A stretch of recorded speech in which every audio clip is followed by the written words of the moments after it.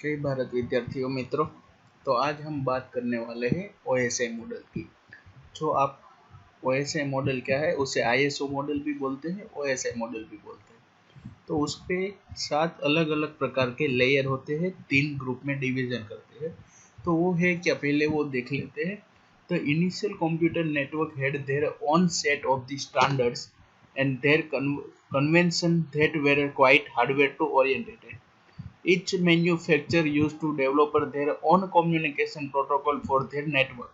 Thus, the data communication protocol of the network were not compatible with any other network. तो पहले क्या होता था कि हर कोई डेवलपर है ना, वो अपने हिसाब से डेटा कम्युनिकेशन की चैनल फॉलो करता था। तो उस ऐसा करने से क्या होता था कि कोई एक पर्टिकुलर स्टैंडर्ड के मुताबिक कम्युनिकेशन जो है वो सही से हो नहीं पा रहा था। तो इसके लिए हमने इंटरनेशनल स्टैंडर्ड ऑर्गेनाइजेशन ने, आईएसओ ने, एक रूल्स एंड रेगुलेशन बना दिए कि हमें इस प्रकार से ही डेटा ट्रांसमिशन करना है, और उसे ही हम बोलते हैं ओएसआई मॉडल, यानी कि ओपन सिस्टम इंटरकनेक्शन। तो ये है हमारे ओएसआई मॉडल। और ओएसआई मॉडल के अलग अलग लेयर है: physical layer, data link layer, network layer, transport layer, session layer, presentation layer, और लास्ट में आता है एप्लीकेशन लेयर। तो ये हम अब बारीक बारीक से देखेंगे कि क्या कैसा लेयर होता है एक दूसरे के बीच में। जय भारत विद्यार्थी मित्रों। तो हमारा subject wireless network and mobile network और wireless communication and mobile communication. तो उसके अंदर अभी तक हमने जो भी पढ़ा, जैसे कि सबसे पहले हमने पढ़ा कि वायरलेस नेटवर्क होता क्या है। सबसे पहले कम्युनिकेशन क्या होता है, वायरलेस कम्युनिकेशन क्या होता है, मोबाइल क्या होता है, मोबाइल नेटवर्क किस टाइप के होते हैं, किस किस प्रकार के हमें जनरेशन यूज करते हैं, मोबाइल की हिस्ट्री, मोबाइल नेटवर्क की history, wireless history, wireless network की हिस्ट्री, वो सब हमने खत्म करने के बाद, यानी कि हमने वाईफाई पढ़ लिया है, ब्लूटूथ पढ़ लिया है और जीएसएम पढ़ लिया है।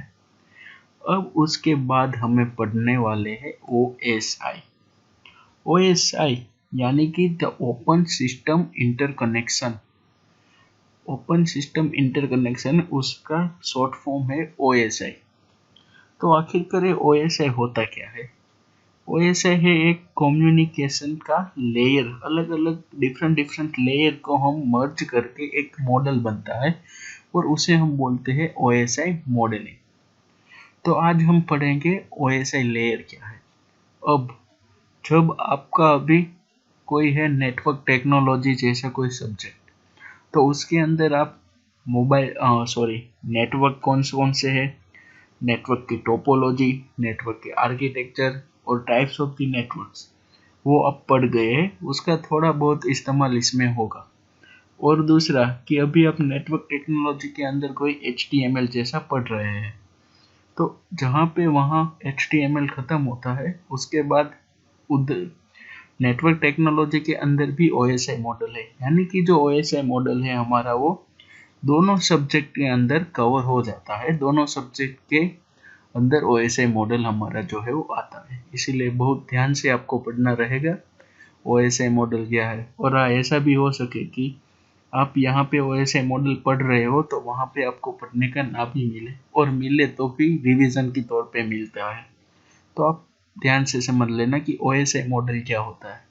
सबसे पहले तो ओएसआई का फुल फॉर्म आपको मालूम होना चाहिए, ओपन सिस्टम इंटरकनेक्शन। अब बात करते हैं पीछे है। सबसे पहले तो कनेक्शन। कनेक्शन यानी कि क्या, कोई भी दो चीज है, उसके बीच में कुछ भी इंफॉर्मेशन का क्या होता है, एक्सचेंज होता है, यानी कि कनेक्ट होता है, इसे हम बोलते हैं कनेक्शन। अब है इंटरकनेक्शन, इंटर और इंट्रा और वो सब आता है। तो इंटरकनेक्शन यानी कि एक ही सिस्टम का जो होता है वो कनेक्शन होता है। और कौन सी सिस्टम है हमारी, ओपन इंटरकनेक्शन सिस्टम, यानी कि हो गया हमारा OSI, open system interconnection OSI. ये आपको याद रखना है full form. Clear? The open system interconnection यानी कि OSI OSI model include a set of the protocols that attempt to define and standardization the data communication process। कि जो हमारी डेटा कम्युनिकेशन की प्रोसेस है, डेटा कम्युनिकेशन की process कैसे होते हैं? तो सबसे पहले एक सोर्स होता है। सोर्स के क्या होता है? सोर्स है वो उद्भव स्थान है हमारा मैसेज यानी कि कोई इंफॉर्मेशन यानी कि कोई डेटा का। अब सोर्स से हो जाता है रिसीवर तक, तो बीच में उसका बहुत सारे लेयर आते हैं। जब सोर्स से रिसीवर तक गया तो उसके अंदर फिर चाहे वो सोर्स का कोई सिग्नल हो तो उसे कन्वर्टर करना पड़ता है, चैनल होता है तो उसके अंदर फिल्ट्रेशन होता है। ऐसे अलग अलग प्रोसेस है और उसकी स्टैंडर्डाइज जो है उसे वो सिस्टम को अब हम जो पढ़ने वाले हैं, वो प्रोटोकॉल को जो पढ़ने वाले हैं उसे ही कहते हैं OSI मॉडलिंग। तो क्या है?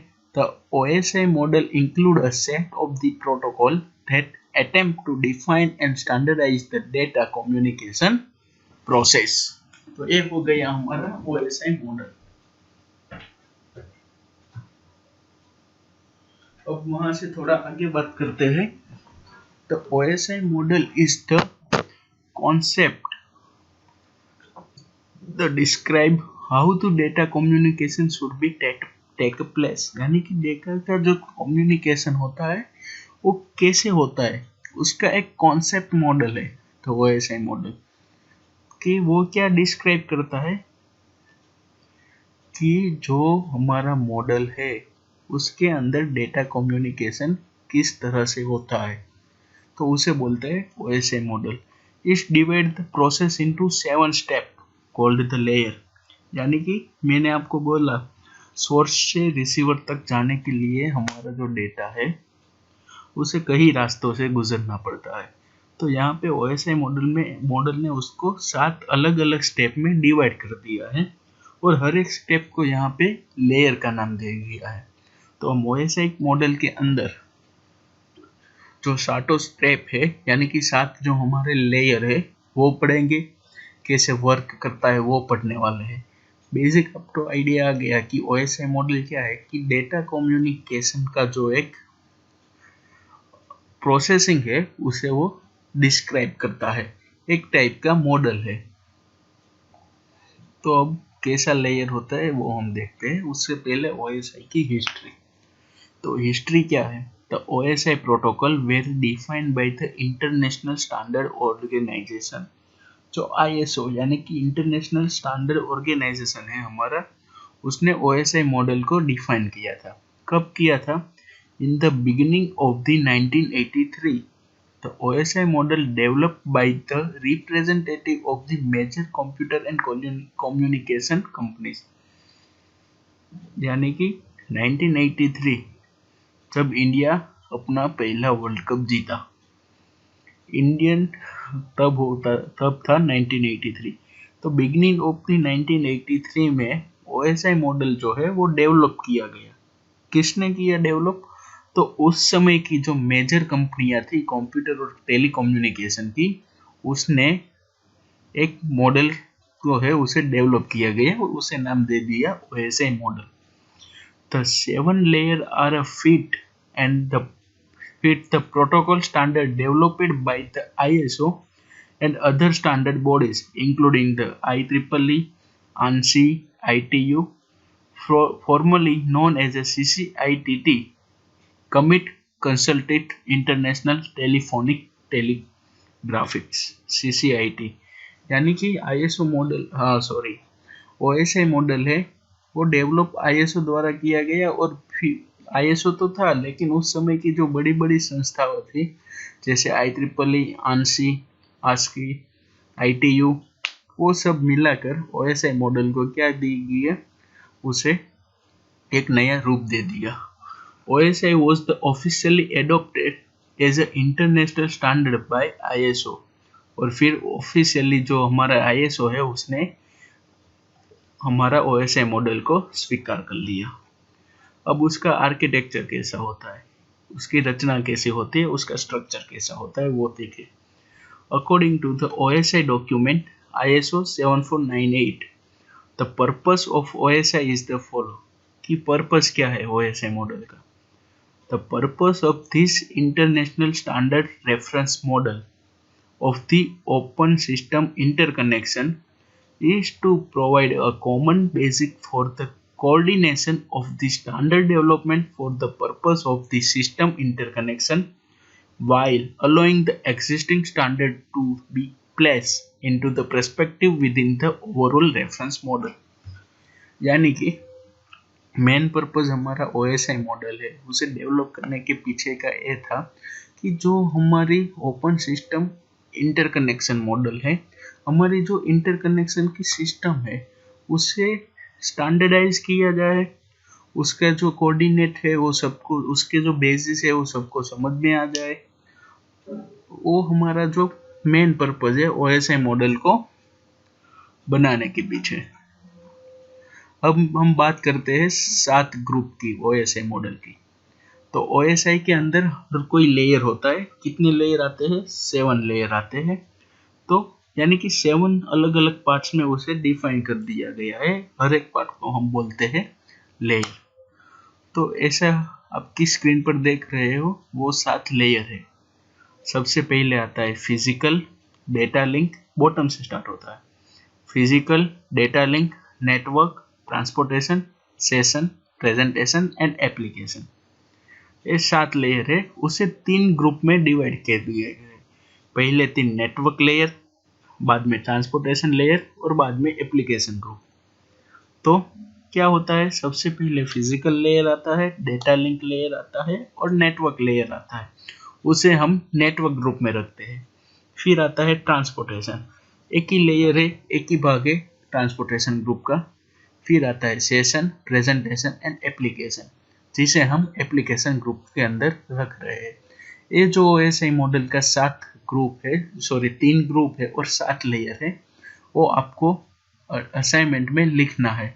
OSI मॉडल करके उसका 7 लेयर और उसका क्या है कि फ्रीक्वेंसी जो उसकी है वो हमें मेंटेन करनी है।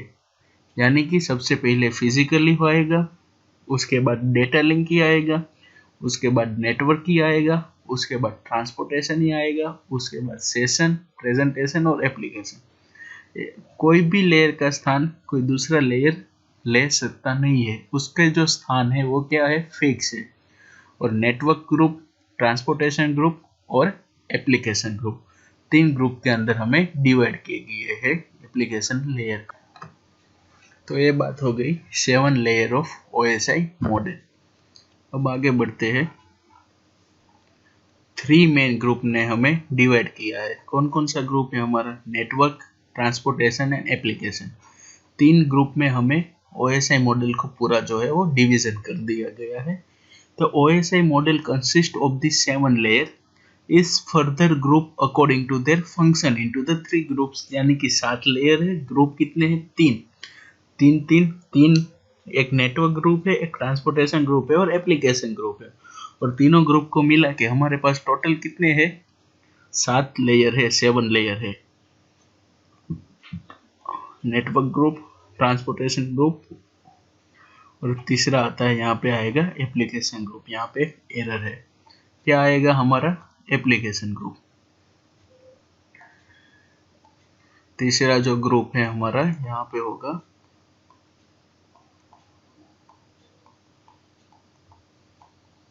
Application group. ठीक है, नेटवर्क ग्रुप की जगह आएगा एप्लीकेशन ग्रुप। तो सबसे पहले हम बात करते हैं network group. The network group is made of the physical data link and network layer.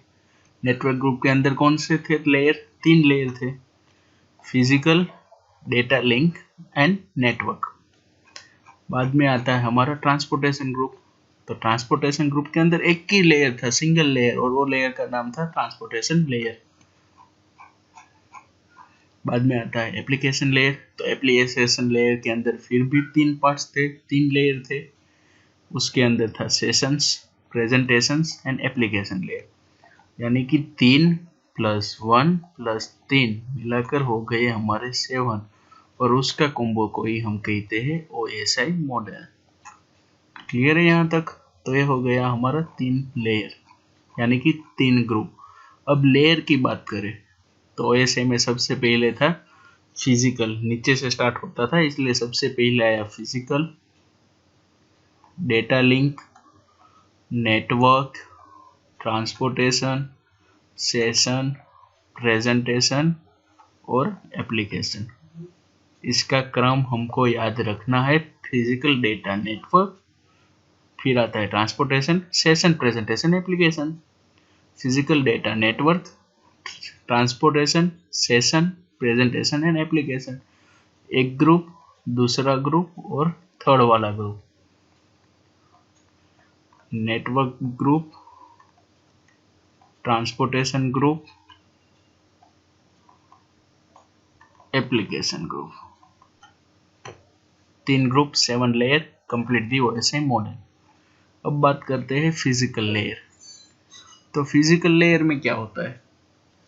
सबसे पहले जो हमारा डेटा जो होता है सिस्टम से फिजिकल लेयर में जाता है और वैसे ही यहाँ पर हमारा हो जाएगा सोर्स और ये हमारा हो जाएगा रिसीवर अथवा तो ट्रांसमीटर और रिसीवर। 2 पार्ट्स हो गए। तो हमारा जो डेटा है ना वो सबसे पहले फिजिकल लेयर में जाता है और वापस भी फिजिकल लेयर से ही आउटपुट हमें मिलता है। फिजिकल लेयर इतना है। This is the lowermost layer of the OSI model. It provided the electrical and mechanical interference to the network medium, यानी कि cable. This layer consists of the simple, the wire or a media by which the network signal are a conductor. Physical layer include the hardware, यानी कि wire, plunge और socket. कि हमारा जो wiring वाला department है वो सब आता है। फिजिकल यानी कि क्या, कि हम उसे देख सके, टच कर सके। यानी कि सबसे पहला पार्ट से हमारा क्या होता है फिजिकल लेयर में, OSI मॉडल में फिजिकल लेयर। और उसके अंदर क्या आता है कि हमारा सिस्टम कनेक्शन होता है, तो वायरिंग होता है, केबल होता है, कोई राउटर होता है, यानी कि हार्डवेयर वाला पार्ट होता है वो फिजिकल लेयर के अंदर आता है।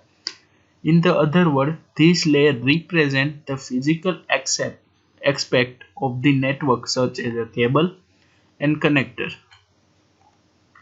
Cable or connector. The basic function of the physical layer are to handle the voltage, electric pulses, connector and the switches so that the data can be transmitted from one network device to another. यानी कि physical layer का main function क्या है कि जो हमारे voltage है उसे मेंटेन करता है, इलेक्ट्रॉनिक पल्सेस है उसके मेंटेन करता है। क्यों? क्योंकि हमारा जो डेटा है वो इजीली एक सिस्टम से दूसरे सिस्टम तक ट्रांसफर हो सके। दूसरा लेयर हमारा क्या है? डेटा लिंक लेयर, जो क्या होता है फिजिकल लेयर के ऊपर का है, उसे हम बोलते हैं डेटा लिंक लेयर। तो पढ़ते हैं डेटा लिंक लेयर में क्या है। The data link layer. This is the second layer of the OSI model. The data link layer is the responsible for the getting the data package from the physical layer. यानी कि physical layer का जो data है वो बाद में कहाँ पे आता है? डेटा लिंक लेयर में। तो डेटा लिंक हमारा दूसरा लेयर है और data link layer is responsible for the getting the data package. The data link layer is often subdivided into the 2 parts. Logic links controller and medium access controller, यानी कि Mac और LLC। Data link है उसे 2 parts में division कर दिया है। The main function of the data link layer are a handle to the physical transfer, framing, flow control, error control function और द सिंगल ट्रांसमिशन लिंक। यानी कि जो हमारा फिजिकल लेयर, एक बार डेटा हमारा वायर थ्रू अंदर आ गया, उसके बाद डेटा लिंक लेयर क्या कंट्रोल करता है कि हमारा फिजिकल ट्रांसफॉर्मेशन है, फिजिकल ट्रांसफर है, उसे कंट्रोल करता है, उसकी फ्रेमिंग को, फ्लो को कितना फ्लो करना है, कहीं पे भी एरर आ जाती है तो कौन सी एरर है वो वो सब हमारा फिजिकल लेयर के अंदर क्या होता है, फंक्शन होता है, उसके अंदर वर्क होता है। तो data link layer provided the 3 network layer.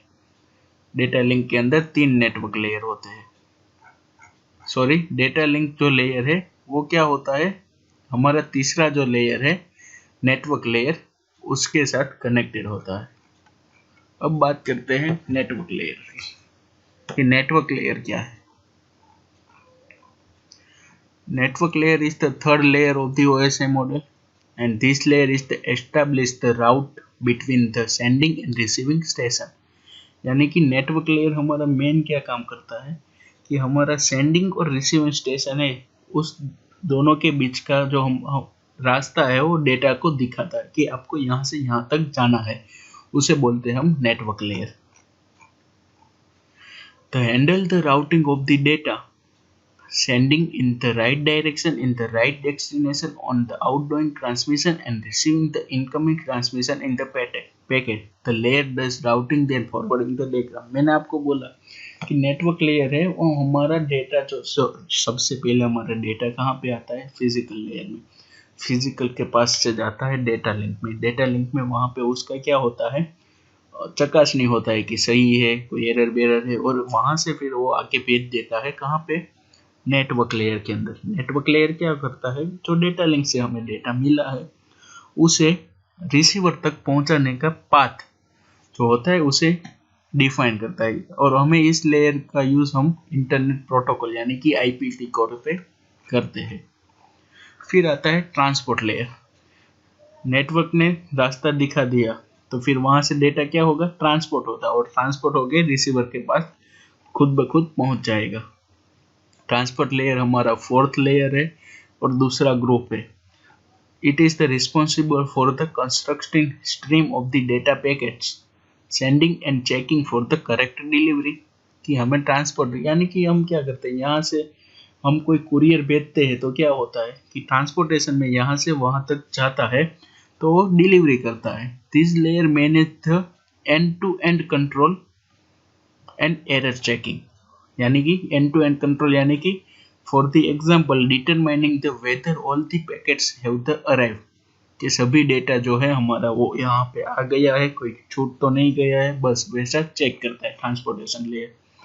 The transport layer ensure data is the successfully send and receive between the two nodes.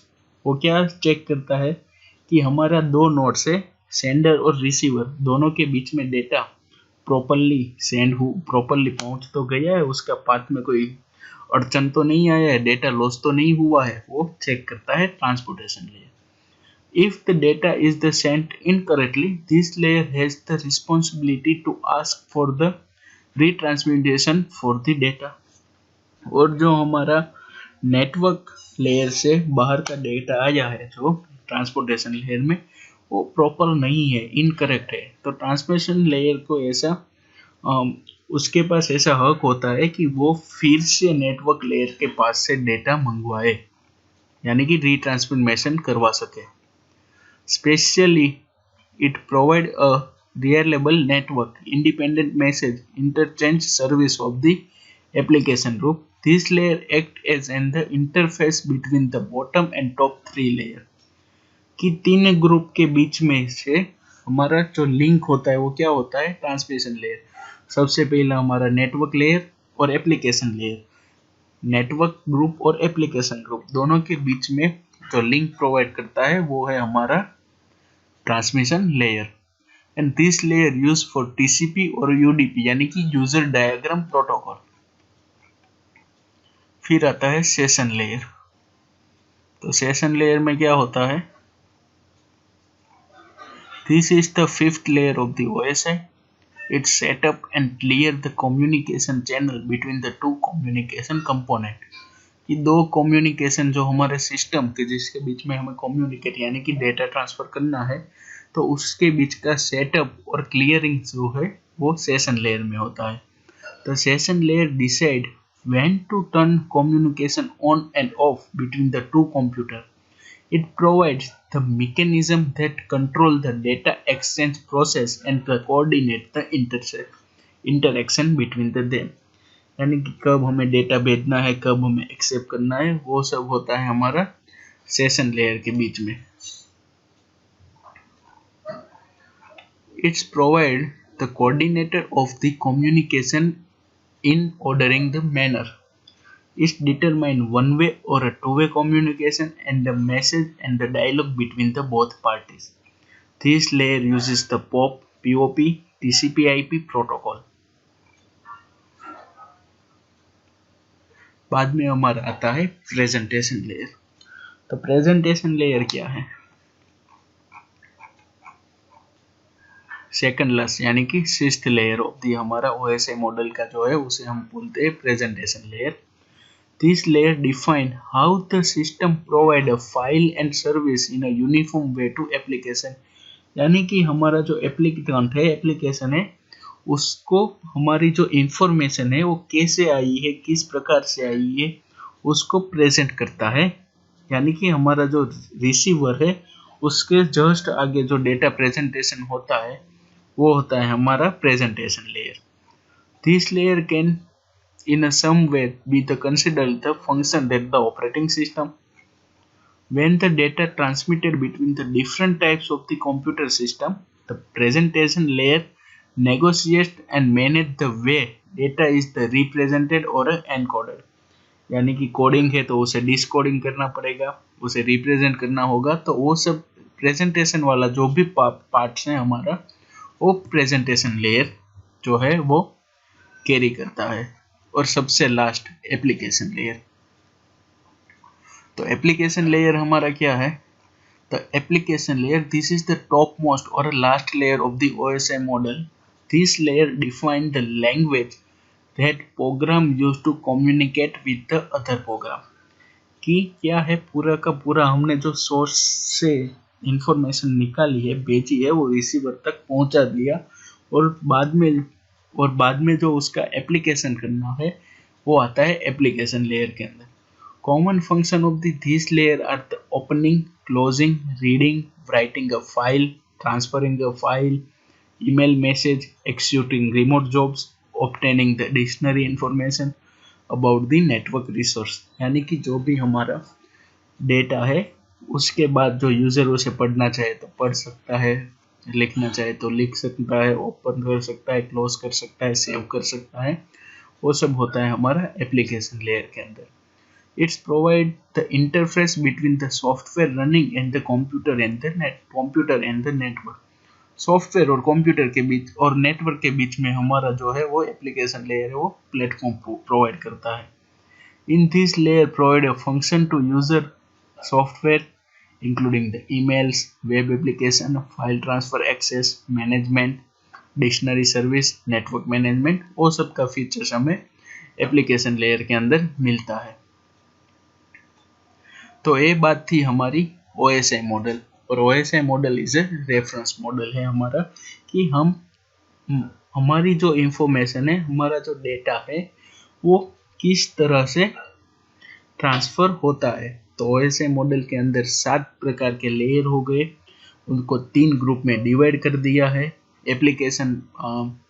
Application layer से फिजिकल लेयर तक जाना है, यानी कि फिजिकल लेयर से स्टार्ट होता है, एप्लीकेशन लेयर तक समाप्त होता है। तो ये बात हो गई हमारी कौन सी, OSI मॉडल की। और मैंने आपको दिया है असाइनमेंट में लिखने के लिए कि जो OSI मॉडल है उसकी आपको क्या करनी है, 7 लेयरों वाली फिगर ड्रॉ करनी है। OSI मॉडल की आपको मुझे जो लेयर वाला है, बाय लेयर एप्लीकेशन लेयर से लेके अपर मोस्ट लेयर तक और कैसे डेटा ट्रांसमिशन करना है, वो आपको फिगर ड्रॉ करके असाइनमेंट में सबमिट कराना है। तो ये बात हो गई OSI मॉडल। बहुत ही छोटा सा हमारा टॉपिक था, लेकिन बहुत IMP टॉपिक है OSI मॉडल, रेफरेंस मॉडल। किसने उसे, वो ISO के स्टैंडर्ड है, उसकी हिस्ट्री कैसी थी वो मैंने आपको बताई। हिस्ट्री और उसका कोई ज़्यादा इम्पोर्टेंस नहीं है, लेकिन जो 7 लेयर है और वो लेयर के फंक्शन वो मेनली इम्पोर्टेंट है। तो OSI मॉडल था हमारा छोटा सा एक चैप्टर, वो आज टॉपिक हमारा कवर हो गया OSI मॉडल। नेक्स्ट चैप्टर में, नेक्स्ट लेक्चर में हम नया चैप्टर पढ़ेंगे। तो ये बात हो गई OSI मॉडल।